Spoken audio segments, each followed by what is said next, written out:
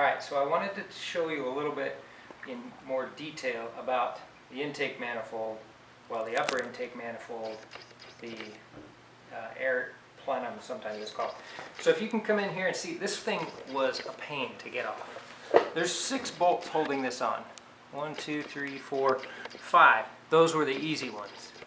The 6th one, which I have learned to it's now called the hidden bolt, I think is what other people have called it.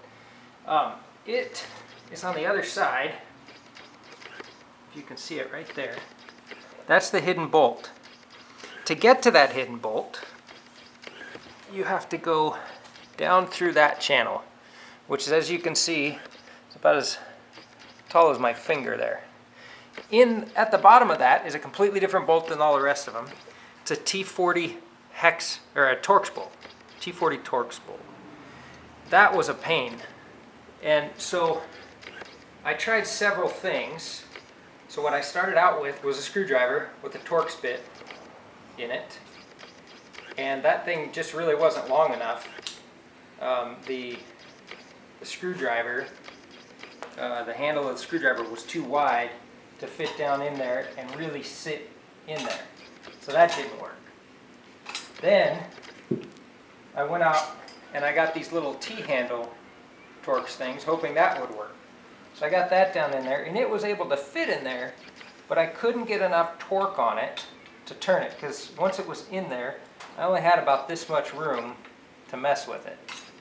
So that didn't work either. The next thing I tried was I got a different, well now I can't get it out, but I got a different Torx bit and a really long extension. This is a 12-inch extension that would go in a screwdriver or an impact driver. So then I put that down in here and was able to get plenty of space. The problem is that this thing started to twist, and that bolt was so tight in there that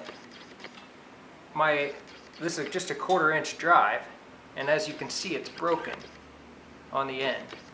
So that 1/4 inch drive with a little socket wrench, I couldn't get enough torque on it, so I put a cheater bar on it, which turned out to be the wrong move because it snapped the end off. So then I thought there's got to be a better way. So I went by and I actually borrowed a tool from a mechanic buddy of mine, and I already gave it back to him, so I can't show it to you. But basically it's like one of these. It was a socket, a 3/8 socket, with the Torx on the end, but it was about 6 inches long. And that was the ticket.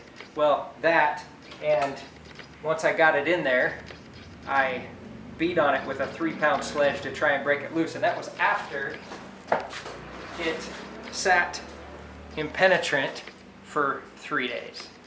So it finally got out. But if you are taking one of these out, start with one of those 3/8 drive Torx screw, or a Torx bit with a 6-inch length on it. That should work just fine for you. And I figured out that to break the threads loose, you got to beat on it pretty good.